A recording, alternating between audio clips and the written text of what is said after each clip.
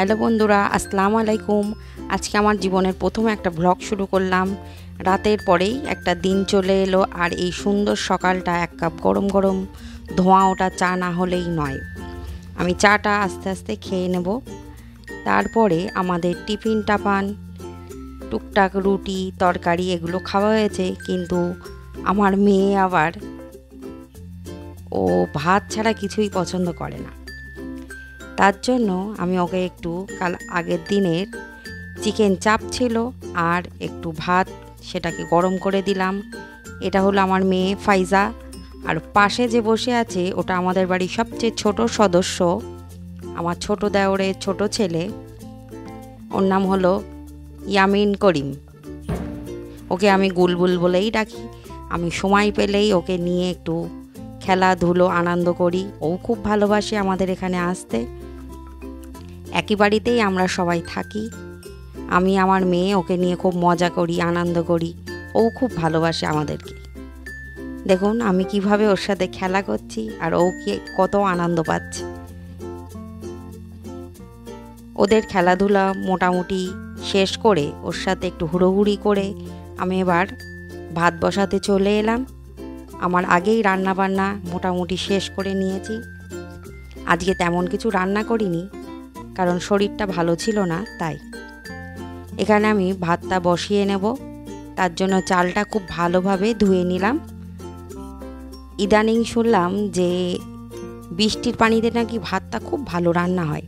তার জন্য আমি আমার ঘরের পিছন সাইডটা কয়েকটা ড্রামের মধ্যে বৃষ্টির পানি ধরে রেখে দিয়েছি। এই বৃষ্টির পানি দিয়েই আমি আজকে ভাতটা রান্না করব। ভাতটা যেমন ভালো হয় তেমনি ঝরঝরাও থাকে।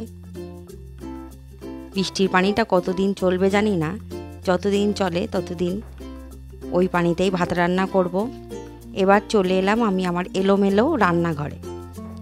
এলোমেলো রান্নাঘরে আমি ভাতটা বসিয়ে দিলাম আর দেখাবো আজকে রান্না করেছি পার্শে মাছ দিয়ে আলু আর বেগুনের তরকারি, আর ছিল ঢ্যাঁড়স দিয়ে আলু দিয়ে চিংড়ি মাছের একটা চচ্চড়ি, আর কিছু তরকারি আমার আগের দিনেই রয়ে গেছে। এটা হলো আমাদের সেই বিখ্যাত শাহী মসজিদ। এই শাহী মসজিদের সামনেই হলো আমাদের বাড়ি। আমার বাড়ি হলো বসিরহাট। আর এই শাহী মসজিদের উৎপত্তি হয়েছে ইংরাজি 1466 খ্রিস্টাব্দে রুকনউদ্দিন বরবকশাহের আমলে।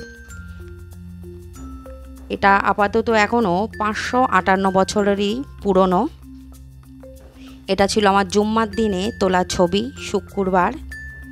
এখানে জুম্মার দিন কম বেশি 2000 মতো মুসল্লি নামাজ পড়েন, আর প্রত্যেক ওয়াক্তে 1 থেকে 150 জন মতো নামাজ পড়ে।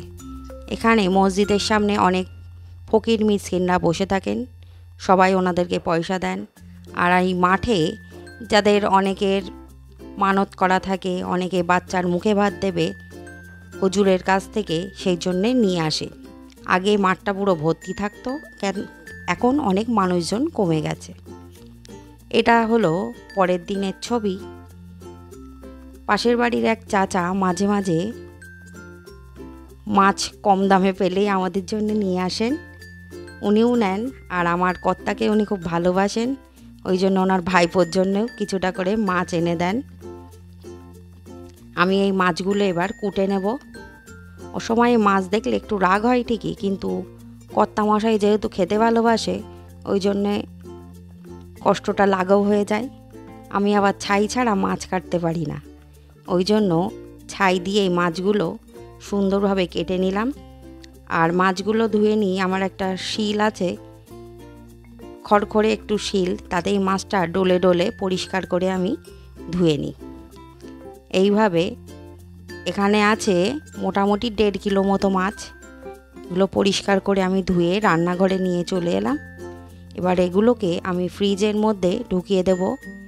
এই কৌটোগুলো হলো শনপাপড়ির কৌটো। আমি এই কৌটোগুলোকে ফেলি না, এর মধ্যে মাছগুলো আমি স্টোর করে রাখি। ওই এক একটা কৌটোয় 7-8 পিস করে মাছ আমি আটকিয়ে ডিপ ফ্রিজে ঢুকিয়ে দেবো। এক একদিন একটা করে বার করব। এটা হলো আমার খেজুরের কৌটো, এগুলোও আমি ফেলি না, এগুলোতেও আমি সব কিছু স্টোর করে ফ্রিজে ব্যবহার করি। এই ছিল আজকের আমার ব্লগ। কেমন লাগলো বলবেন আর ক্ষমা সুন্দর দৃষ্টিতে দেখবেন। আল্লাহ হাফেজ।